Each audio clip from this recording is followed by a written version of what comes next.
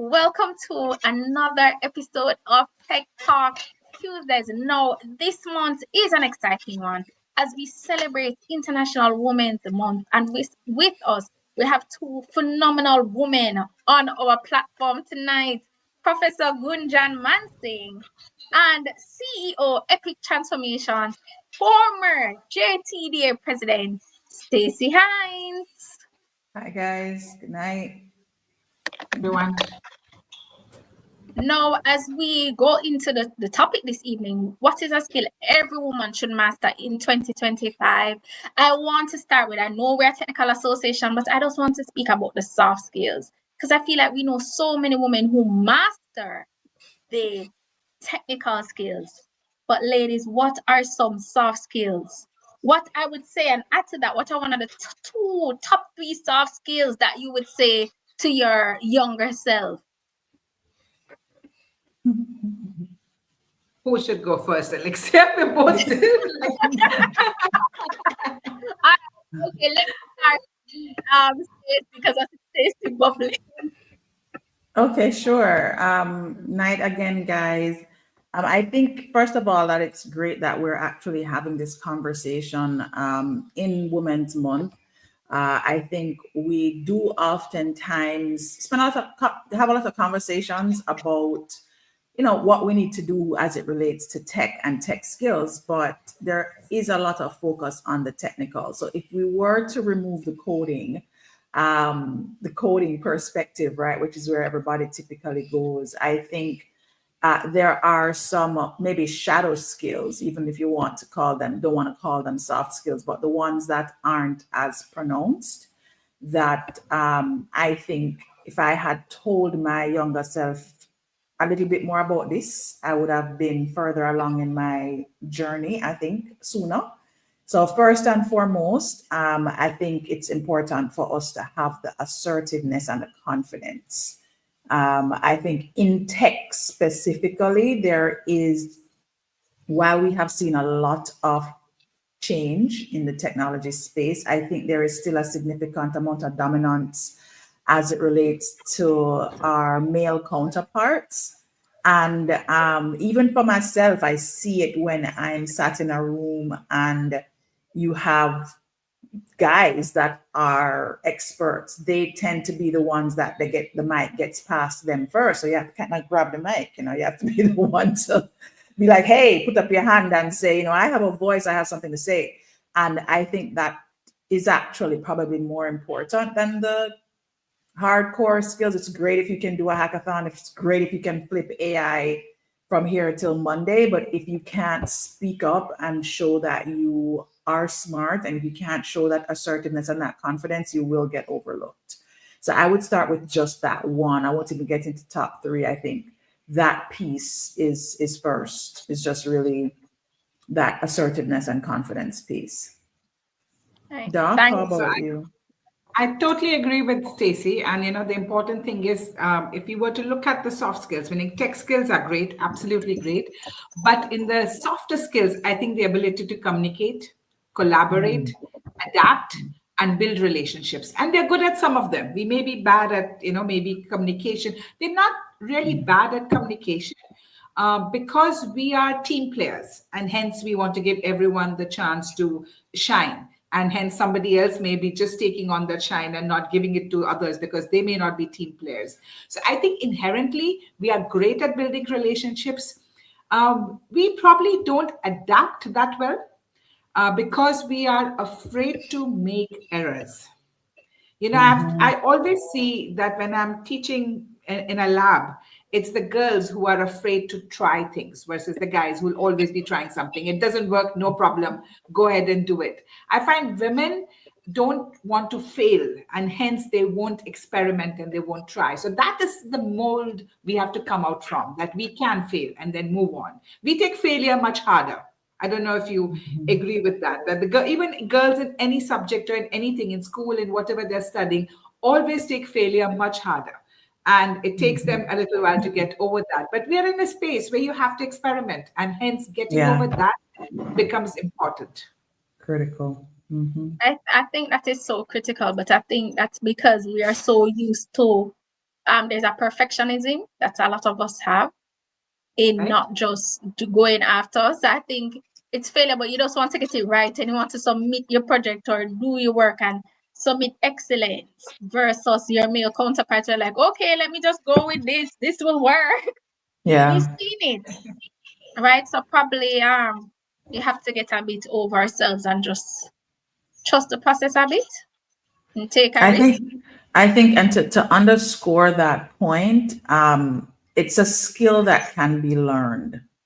So I think a lot of women, young ladies and women in even, senior leadership positions, don't recognize that it's a skill that can be learned. And oftentimes what you'll find too is that when they do want take the risks or they do speak up, they tend to want to sound like a man, right? They tend to want to take on a very masculine kind of energy and approach, almost like I have to fight to be heard. I mean, I know earlier I did the grab the mic thing, but that was more in jest. It's really, I find is that when women are seeking to be assertive, it's almost like the pendulum swing all the way to the other end, and they feel they have to be bullies sometimes, or they have to abandon their femininity, and there's quite a bit of power actually in our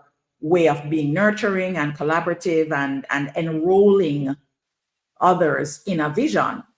So it's skills that can be taught. Lots of times they don't pay attention to teaching the soft skills, but they actually can be taught and they can be learned.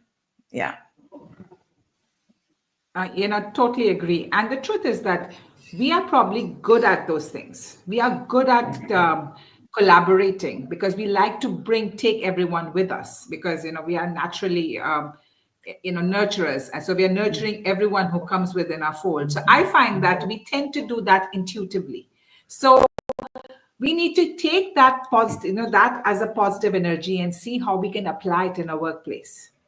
Because can you imagine a workplace without women would be horrible, would be so colorless, not fun at all, I would say.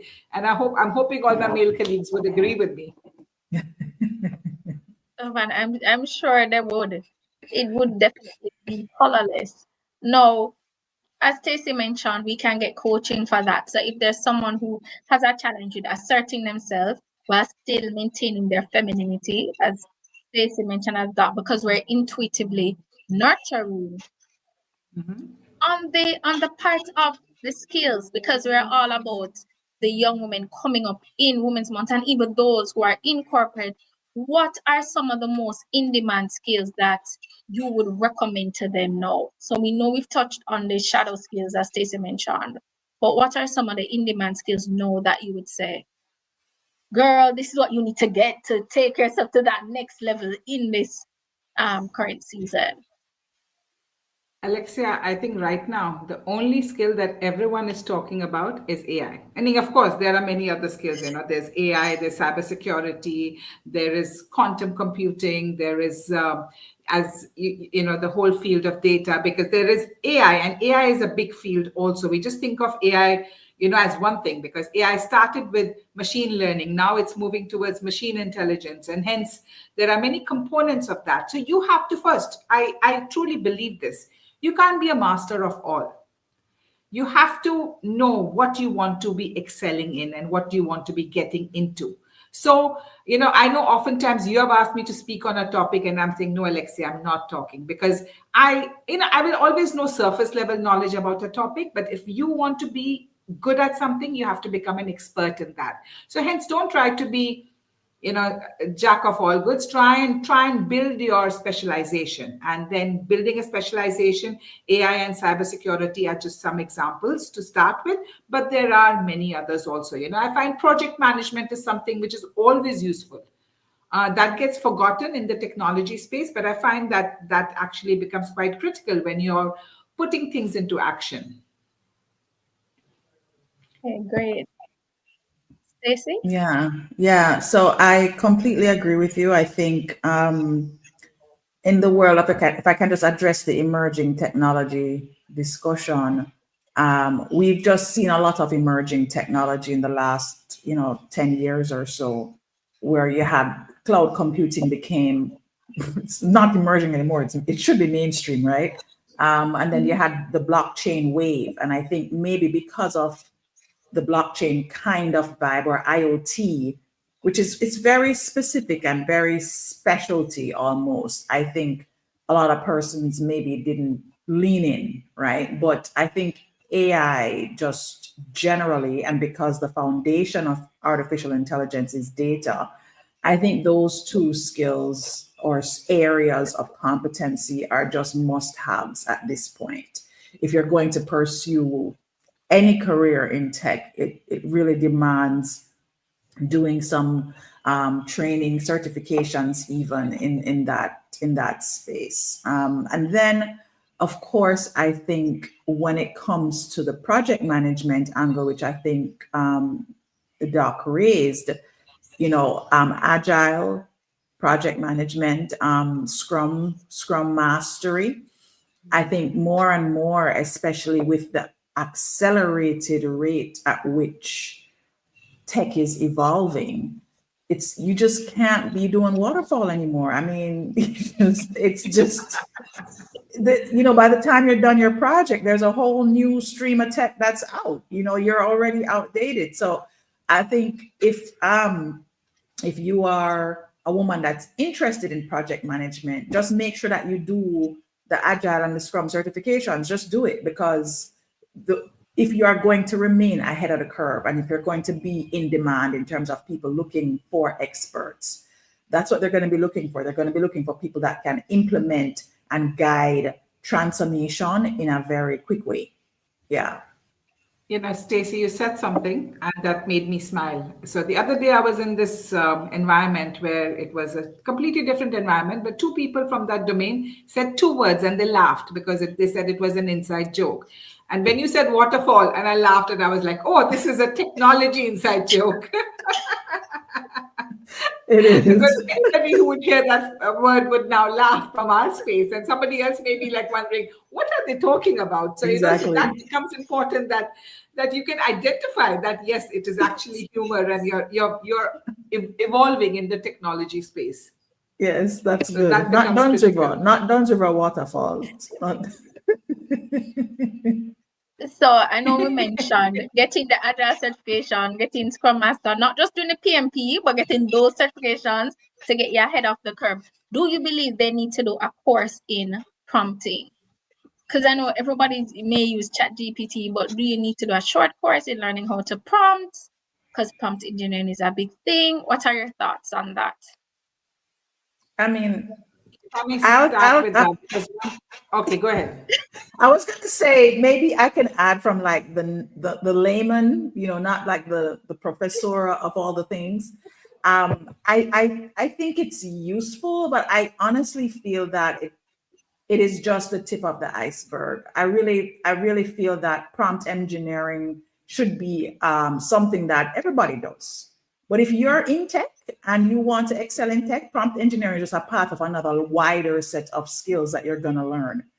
You should be building GPTs, even if it's just for experimentation. It's far beyond the prompting, And I think what's really cool is that we have access to so many different generative AI platforms for free. So you can experiment in the privacy of your own space and learn while you're doing that. And I think building GPTs would probably be a level above prompt engineering, and I think I'd probably say it's a component of the wider skill set. I think it's really important to understand the difference between generative AI and the artificial intelligence of the future, which I think Doc is probably going to talk about a little bit more. Go ahead, Doc. Or Prof. I lost the window where I'm supposed to be talking. Okay, let me just find it again. Yeah. Alexia, just repeat your question again. I had a thought and then it completely left me. I'm getting too many senior moments. So Stacey was just speaking about not just about prompt engineering, but about thinking about building GPTs. Meaning, I totally agree. Meaning, getting started with the prompt engineering, you get started with prompt engineering, but you have to, one thing is in this technology that it's a continuous learning space. If you're not learning, you become a dinosaur very quickly. So I thank my lucky stars that in early 90s, late 90s, I went into the data science and data mining world because that got me, I was ahead of the game when I was started working with data in late 90s. So I think it's reached a space that nobody can, all jobs are going to be taken by AI, but it depends on how we interpret that statement. Not all jobs, but most jobs. It will be taken by people who use AI, not necessarily by AI. So your jobs will be replaced, but it will be replaced. The people who know AI or know how to use AI, know how to implement AI in various spheres of their life for efficiency, for building things. They will be the ones who will be replacing people who are not using AI at all. So yes, that is I think the era that we are living in, we can't run away from this. So we have to be on top of that. So that is critical. Now, what certifications we're going to be doing, what knowledge we are going to be getting, that is, I think, up to individuals, because you can start from just becoming a user of these tools versus becoming a smart developer of these tools. So you can be using these large language models. You can be creating, I think there's an initiative to build one, which is Caribbean. Then you can be using them in your own knowledge space and, contextualizing the questions that you want to ask and make sure it's doing the right thing. So with this machine intelligence and these generative AI and large language models that we have, and there's so many, and some you have to pay for, some there are open source. So I would suggest that people invest first in open source, then once you have to pay for every call, every query that you are doing, because if you're using it within your organization, you'll end up having big costs. I think if you think of implementation of it on a larger scale. So these are things we have to get into, and there are so many learning opportunities. Everywhere you turn, there is some course or the other, which will give you some value. And there are lots of free things too, which will give you value. So yes, so if you are in the technology space, don't shy away from learning. That's my advice. I'd also want to add that in the one of the things that has really emerged in the conversation around AI is ethical use of technology, AI as well as in the data protection space. And I think it's actually an area where in the Caribbean, we can actually be not necessarily ahead of the game, but along with everybody else, because everybody else globally is figuring that out now. Just ethical use of AI, managing biases, because we're all being exposed to the technology at the same time. So that I think is a specialty area that women can look to get into, especially since you have a lot of women who may be interested in tech but don't necessarily want to get into the more technical side. That's available to them. Another area that is also less technical, it requires technical knowledge but doesn't necessarily mean you have to be the person implementing, is integration. So in the Caribbean region, or in Jamaica, the Caribbean region, we are behind in our digital transformation maturity. And so one of the areas that women can actually really shine is in that integrator space, which is helping companies to bridge from their legacy systems to these new technology. So it goes beyond project management. It really is understanding the tech stack and being able to use the strategy lens and the vision lens and support organizations in leaving the legacy behind and moving towards the tech. And that tends to need more soft, I won't call them soft skills, more business knowledge. So strategy, commercial acumen, understanding trends, etc.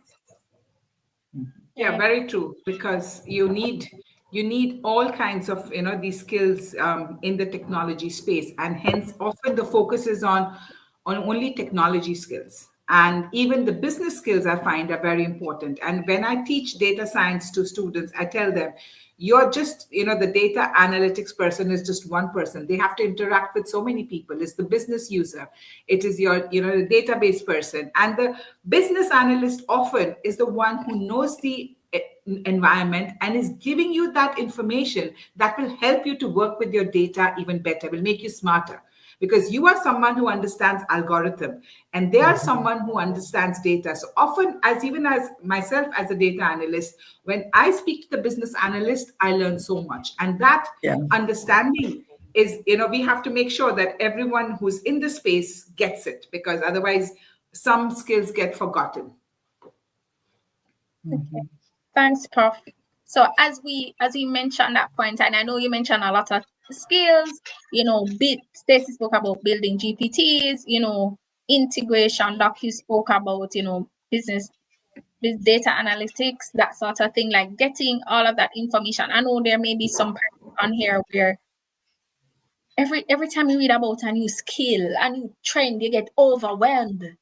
Because as you start reading about one and something comes up, then I feel like in the last 2 to 3 years, we've seen so many things happening in the AI space, and it's like you're trying to keep abreast. How can women keep abreast without feeling overwhelmed?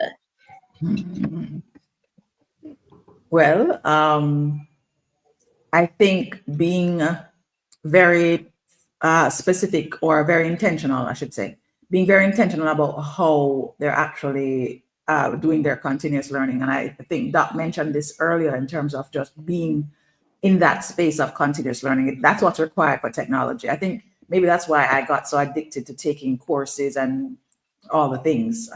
But first, taking the classes, learning, going out and doing that learning piece, and then applying it, because ultimately it's some kind of transformation, right? You're going from not knowing the thing to knowing the thing and using it. And so it's not enough to just learn. You have to learn it, then apply it. And they also say teach it, right? So once you can teach a thing, that means you are actually really skilled at it. That's why I haven't started teaching AI as yet, because I still learn and I apply. So I leave the teaching to people like Nadine, because I'm telling you, there is so much to learn, and then you do need to apply it before you can adequately say that you've mastered it.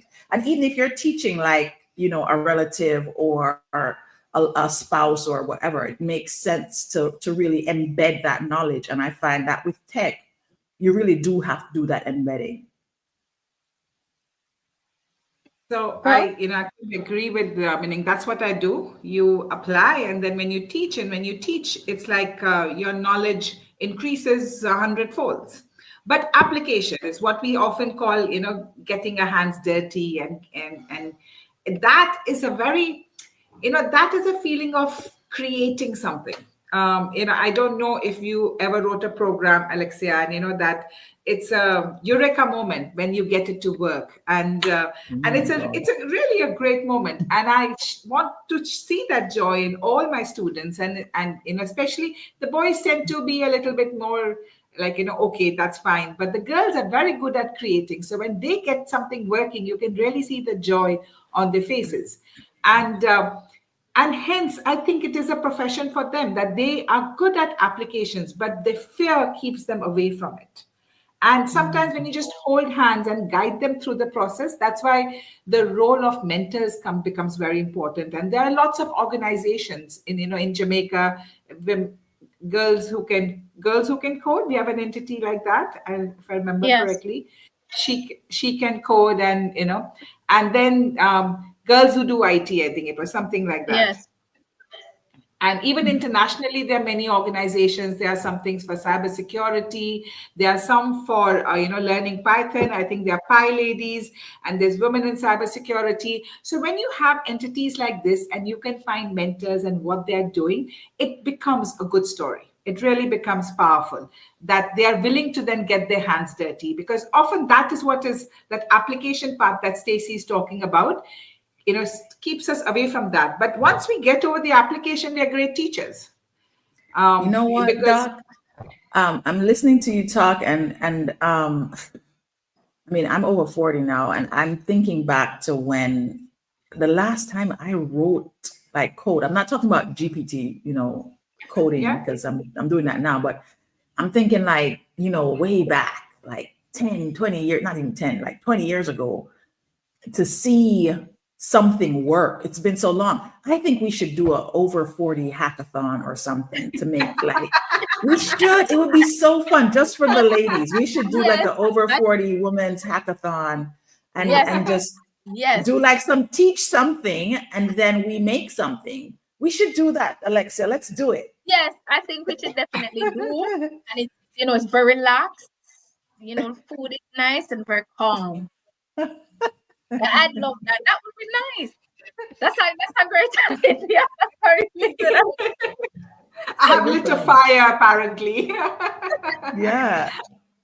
Yeah. But actually the truth is, because if we don't do it, we won't be able to get our hands dirty. So I love to get my hands dirty, and I have to force myself to get my hands dirty, because sometimes I'm teaching the same things over and over again, and there is new things happening in the field. And if I don't get my hands dirty, it becomes very hard to learn. And nowadays the truth is, with your large language models, everyone is an AI expert. Mm-hmm. Mm-hmm. That's also important. Everyone is an AI expert. Mm-hmm. So true. So true. So you have to learn to do things and show things. I think that is important. Both of you touched on mentorship, and I know that you have provided mentorship to so many women as well. But for yourself, like how do you choose a mentor? Because sometimes, especially in the tech space, and us coming in the tech space, it's like, oh, everybody's here, and sometimes I know people will be like, oh, can I approach them? How do you find the right fit for what you're looking for? Stacey said being intentional in finding a mentor. You can give some guidance around that. I know it's like, That one is a little tricky, quite honestly, for me, because I didn't start finding mentors until like literally within the last 5 years. I think it's something that I always desired, but not something that I was very intentional about. And I think maybe that's where the fear of the ask, I think finding people that you admire and approaching them, talking to people, I think is the first step. It's just identifying persons that are like virtual mentors. Who do you want to be when you grow up? And then approaching those persons, even with a DM slide, just start the conversation.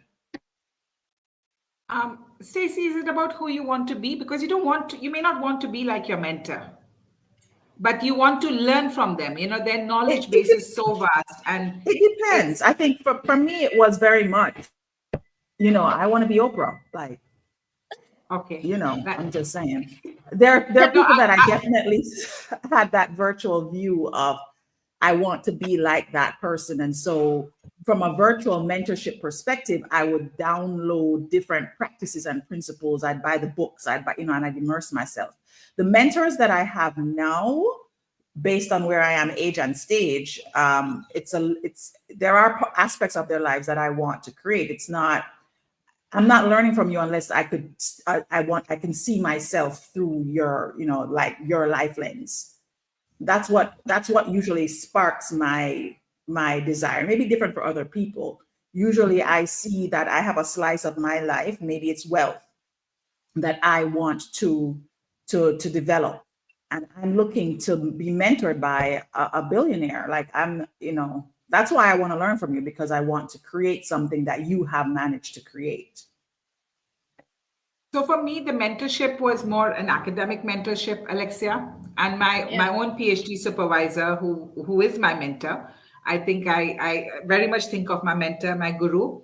And sometimes finding a mentor, if you're looking for someone just for the heck of it, you're trying to see how good they are and how this they are, at least in the academic space, you can go in many different directions. So you have to find one where you have a common interest. Your interests are aligned with that person's interest. And I found I did that. When I was starting my PhD, I just read briefly about this person on the website, what they did, what research they were interested in. And I was like, okay, I want this person to be my supervisor. But because we had common interest and we like the same things, I found that it built into a relationship of not just a supervisor and a student, but actually of a mentor and a mentee, and then even a close friendship. So meaning a friendship such that I always think of him as my mentor and as my guru. And and my prof is vegetarian and vegan, and so I don't want to be like him. But what I do want to think like him, and that thought process is what I have tried to learn from him. Another thing I want to add to your point, though, Doc, is just the concept of having a person that you can see, that you then pinpoint as, yes, I would like this person to be my mentor. Sometimes it's really just making sure you identify what you want to create for yourself, and then trusting that the mentor will come. Because I think for some time I was very focused on trying to find a person, and then I shifted to becoming more focused on what dream am I trying to fulfill, what knowledge am I trying to unlock. And then the person just emerged, and it actually turned out to be not somebody that I would have pinpointed and said, hey, I want to learn from you, but it's, they turned out being experts in the space or having the knowledge that I wanted to gain as well. So I see some seeking, I was going to say, when you went seeking, it was hard for you to find, but when you left it open to see where that match would emerge, it was easier. Absolutely. And I see Elaine has a comment that you should never have only one mentor. And some, I would agree that for some persons, they may choose a mentor and just are very happy with that person. I don't think the number matters as much as it is what you're seeking to create and having life meet you at that point. Like right now, I have 3 mentors for this year alone. And I think, it just lined itself up that way because they knew I was going to be doing some crazy stuff. And they were like, we need to get some people around this lady because she need help. So, True. And I totally agree with the point that, you would need multiple mentors for different parts of your life. Because there's a phase where you might have feel that you're there, and then you need it in another space, or another phase of your life, you need another kind of a mentor. So I think, and also telling your mentor that that person is your mentor. I think that is something I had learned, or I was told once in these leadership, workshops, that your mentor must know that you are their mentee. Otherwise, they're not your mentor. You're admiring someone from far is different from actually, being a mentor. Absolutely. I agree. Wow, definitely love that. Really giving us some gems because Stacey, I thought based on my experience today, I thought like coming out to university you had a mentor.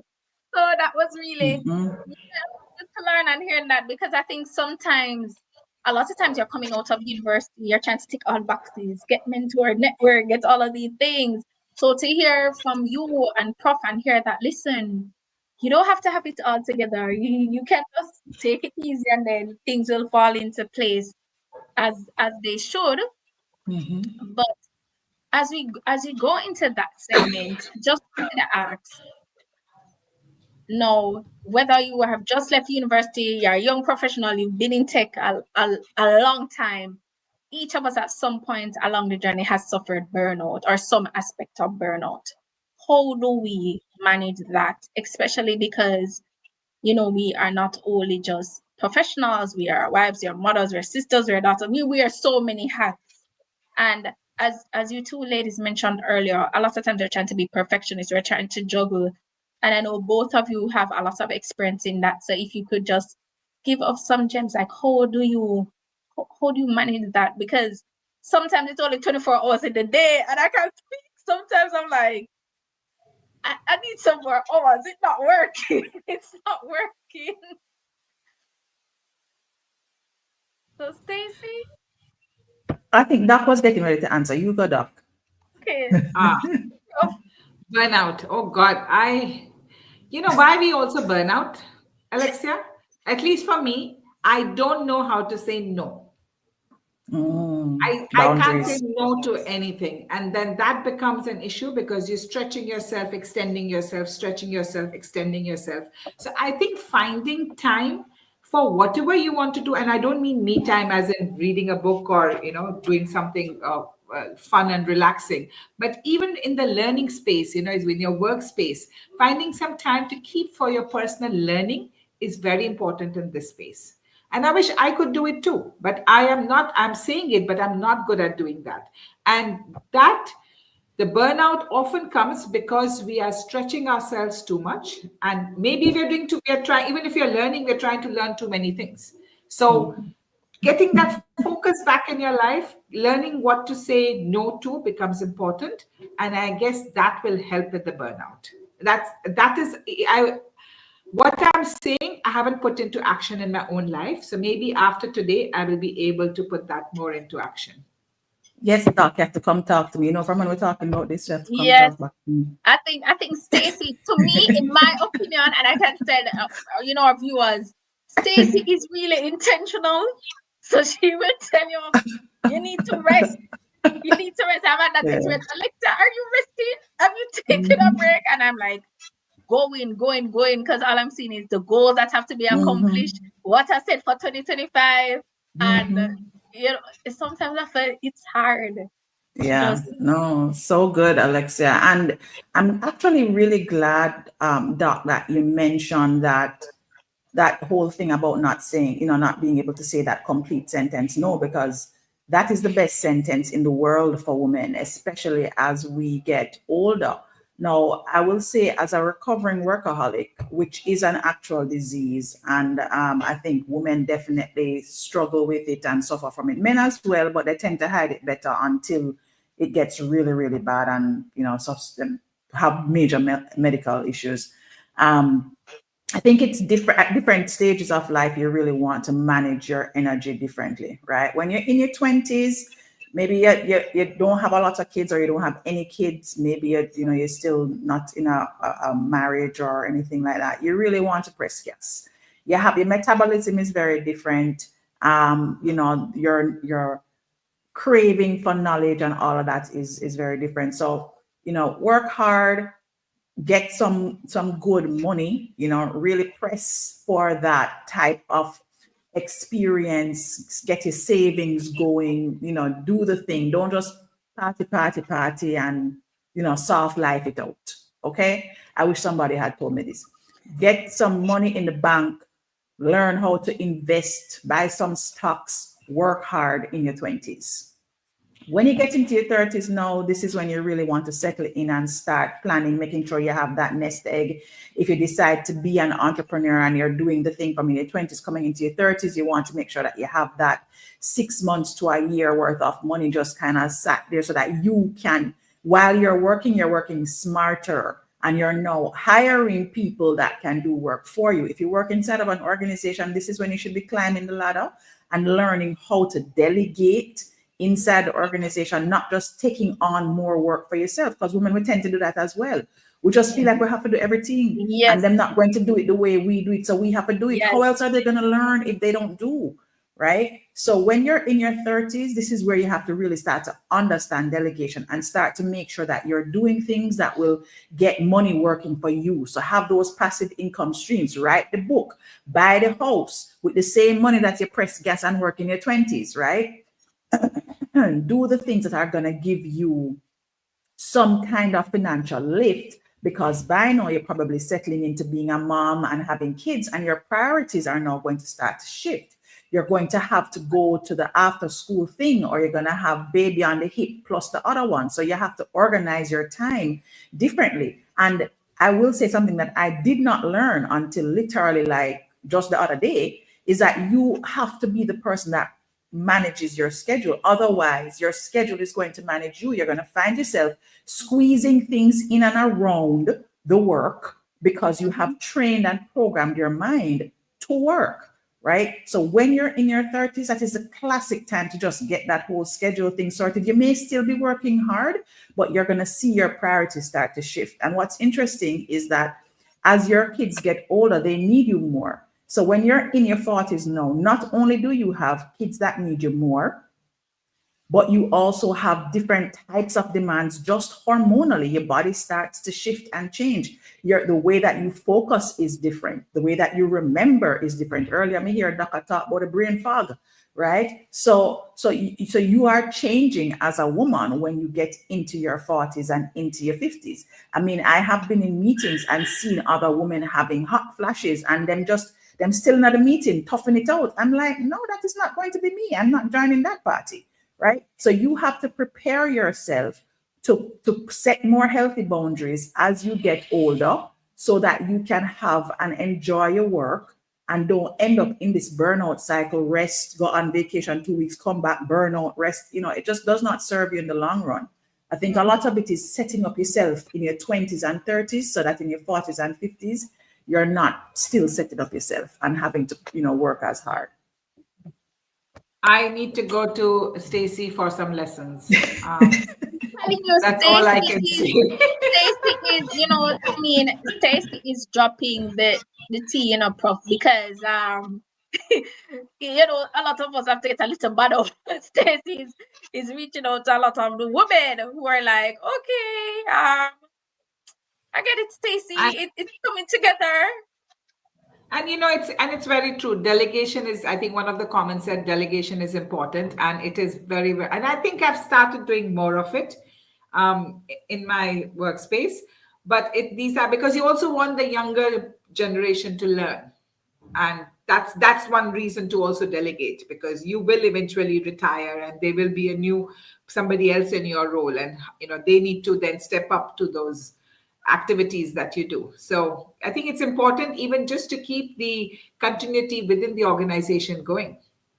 Yeah. Yes, and to keep yourself looking fresh and nice. I mean, like, come on, you don't want to be your body is just being run down because you are constantly. And guys, I'm telling you this because I've been through all different levels of burnout and, the medical repercussions, the mental repercussions. My kids at one point, they used to be like, oh, you're in a meeting, you're in a conference call. They used to just tell me what I'm doing because that's what I was always doing, right? Mm-hmm. So you just have to really create space for yourself in your life. What I've found is that once you start to expand your self-love and caring for yourself, your companies will fall in line. Like if you block out your calendar, no meetings after this point, and they will set a meeting the next day. It's just us have to put up those boundaries. Absolutely. And you know what happened during COVID? I think with the virtual space, I think those boundaries got really fuzzy. They became so blurred that there was no difference between if you're going to have a meeting at 9 o'clock or 10 o'clock at night. And I think we all have been in meetings at those hours. And this was for whatever interest it may have been, for national interest or for university's interest or my student interest.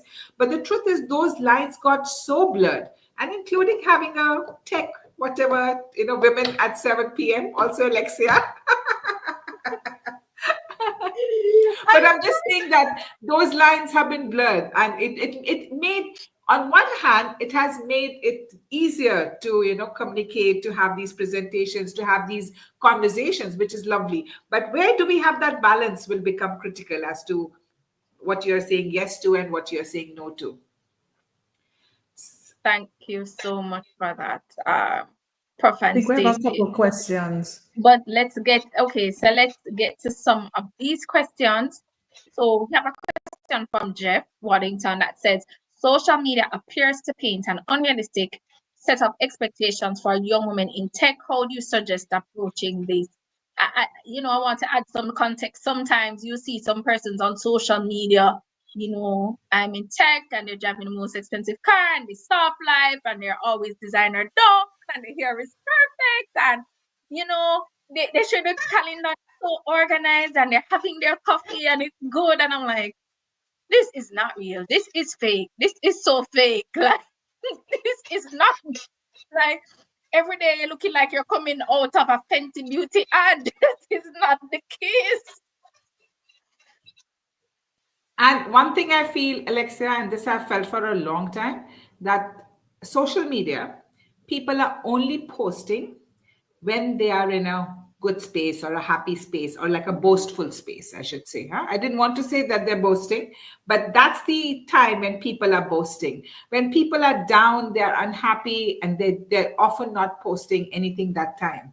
So I think understanding how social media works, that psychology, what those posts are, Jeff, and if I don't know what are the unrealistic set of expectations, but if they are expecting to look that great and to be that great in every space, that is not going to happen. That's not the realistic world.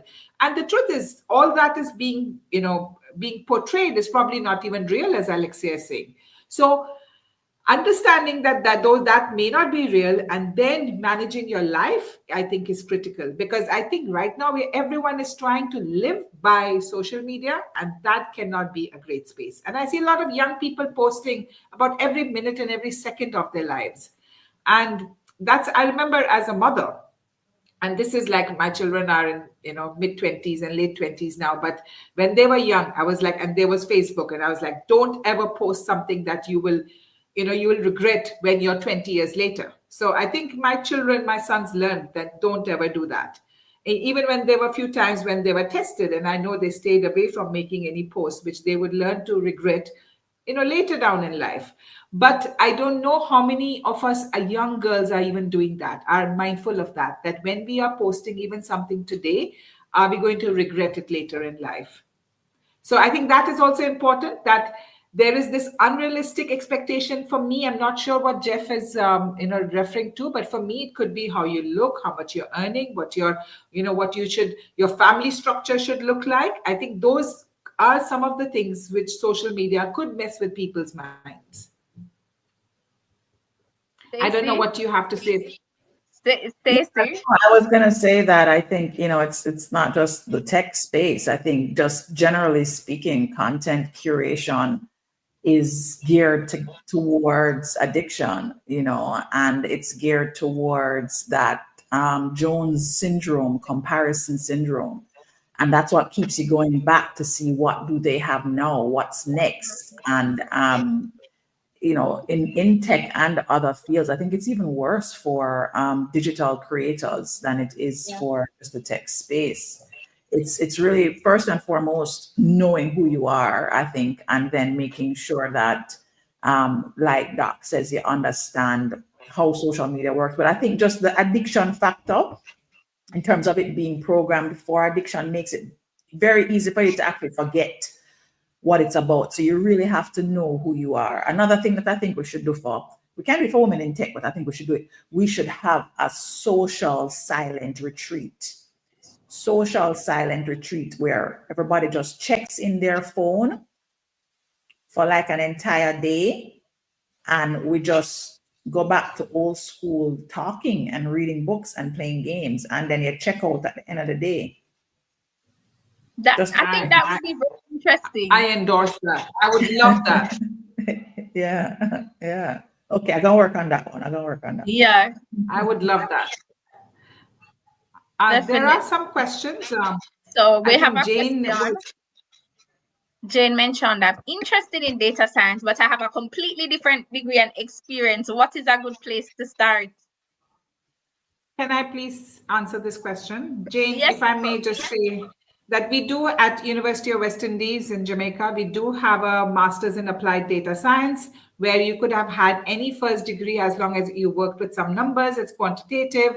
You can apply for that master's program, and we make you data scientist from, right from scratch. So the degree has been designed for people with a non-technology first degree. So you can get my details from Alexia and contact me later. Yes. So yes, Jane, reach out to us, and I will send you Prof's contact. I'm seeing here. Okay, so we're having a lot of questions. Whoa. So Dejane Malcolm says, Stacey mentioned to press yes in your 20s if you have no kids. What if you're in your late 20s and have a child? What would you recommend? Right. So Dejane, thanks for the question. It's the same recommendation.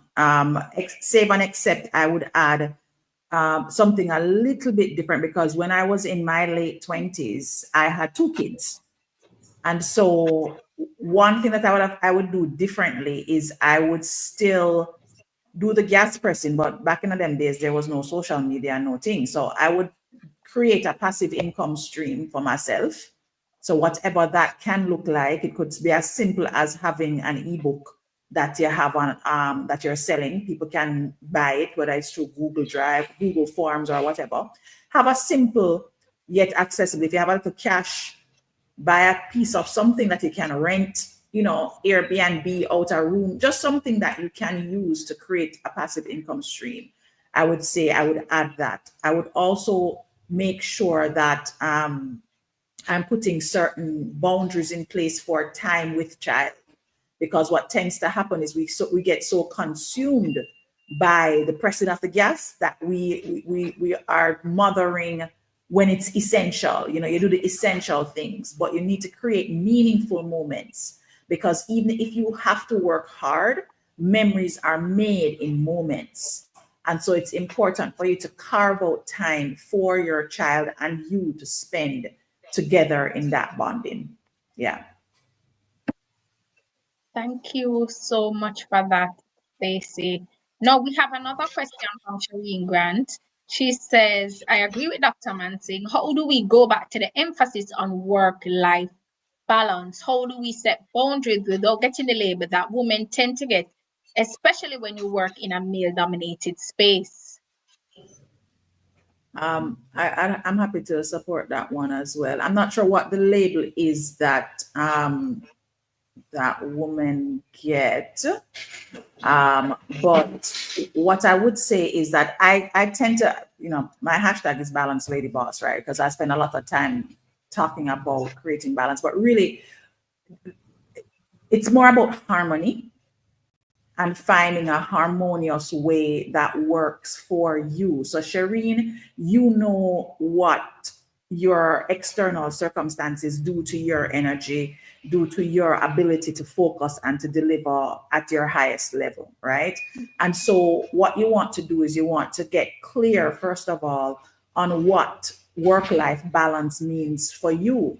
So don't try to look up, what everybody else says, just based on your state of being, your frame of mind, when you're productive, how best you perform, how much sleep you need to get, just your whole makeup.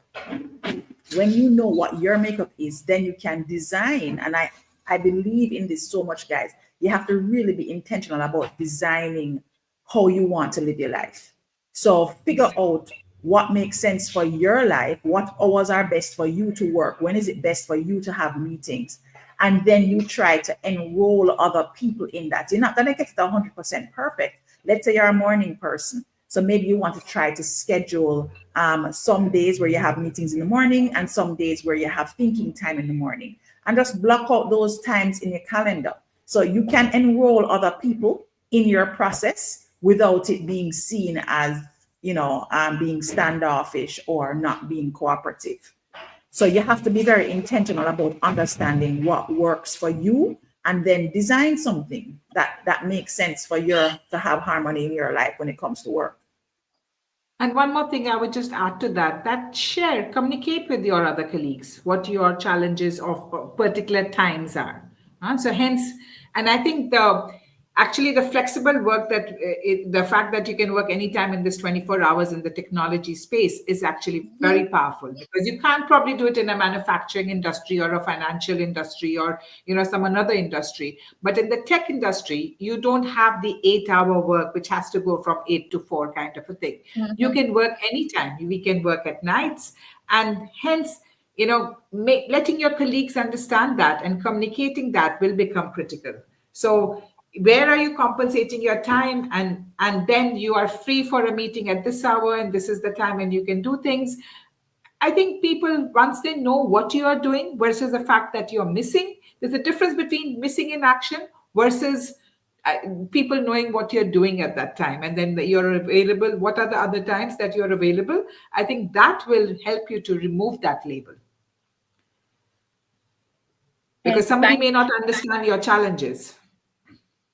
That's a great point. That's a really great point, Doc and Stacey, because sometimes we're not communicating, and we leave that barrier. So sometimes you have to communicate. You definitely have to communicate with your colleagues, your challenges. And I love what Stacey said about if you're not a morning person. If you're not a morning person, please. Because sometimes I see some 8 o'clock meetings. People, I'm just saying, like an 8 a.m. meeting. You know, I'm just saying. I'm just saying. Some things can be an email. It does not have to be a meeting. It's a And I just want Alexia, to, there's something. Yeah, go ahead. Sorry, let me no not man, I cut just want you. to add that. Yes, Prof. So I was just saying that sometimes, this was from my own experience. I remember when I was doing my PhD and I was feeling really overwhelmed with life. And then I suddenly saw a quote. It was a quote by Mahatma Gandhi, which said that if you want something, say it because ask for it because nobody else knows that you want it. It was not in the context of what I was thinking, but that it was probably in context of independence. But that quote actually left an impact on me that I had the courage to go and ask my head of the department for some time off from teaching because I could focus on my research, and he did give me that time off. In the context that when I finish my PhD, I become more useful to the department. So often we don't ask for things because we are we assume what the answer will be. So there's no harm in asking. The worst is a no, but you don't never know when it can be a yes. So I think as women, we don't tend to do that. And if I had not seen that quote, I would have probably continued down that path. But if you want something, ask for it because nobody else knows that you want it. That is so good, Doc. The answer is always no if you don't ask. And closed mouths do not get fed. I mean, like, we can do them all day. So good, Doc. Yes. I love that. Definitely.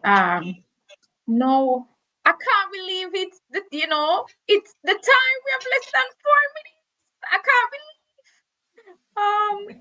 Wow, I felt like I got so many gems. The team will have to just, try and just put it out as quickly as possible. But as we wrap up, just I quickly want to put in a quick question. What are some of the bold predictions you think for women in the tech space in the coming years? What's the question you asked? I got a little bad internet connectivity. What What's happened in the tech space? one bold prediction you have about the future of women in tech? What I see is that empowered women will empower technology because technology can't just be empowered by men. So you need empowered women to empower technology. And that will be critical as as in the space in the world that we are, where the synergy between human creativity and machine intelligence is going to be important. And human creativity can't just be a male creativity. There has to be a female component in that creativity. So I truly believe that empowered women will empower technology. Yeah, really good, Doc. I also believe that you're going to see a lot more women leading companies that are not necessarily tech companies, but taking companies towards being more digitally transformed. I think you're going to find the need for that type of thinking that brings in both the creative side as well as the practical. And I think women hone that, but those particular skill sets a lot more easily than men do. So I do think you're going to see a lot more women emerging as leaders in the space of transformation and digital innovation. And of course, I think you're also going to see a lot more women coming up with companies, with tech companies, startups, finding solutions, building solutions with technology. So I'm looking forward to actually being a part of that experience and just seeing more equity for us in the space of leadership in technology. Yeah.